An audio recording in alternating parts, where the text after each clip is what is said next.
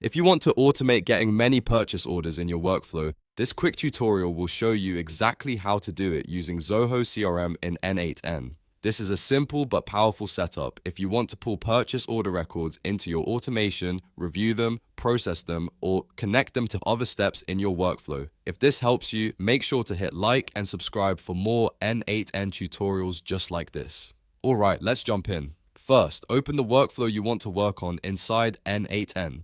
This is the workflow where you want to add the Zoho CRM step, so make sure you're in the correct one before you continue. Once the workflow is open, go to the Nodes panel and choose Zoho CRM. You can either search for it or scroll until you find it, then add it to your workflow canvas. After that, in the operation options, choose Get Many Purchase Orders. This is the action that tells Zoho CRM to return multiple purchase order records instead of just one. Now you need to configure what to get. That means setting the filters, limits, or any other fields available in the node so the results match exactly what you need. Depending on your workflow, you may want to control how many purchase orders are returned, which records are included, and how the data should be pulled into the next steps. Take a moment to review the configuration carefully because this is what determines the output you receive.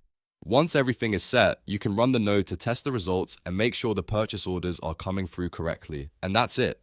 You've now set up Zoho CRM in N8n to get many purchase orders. If this video helped, don't forget to like, subscribe, and I'll see you in the next tutorial.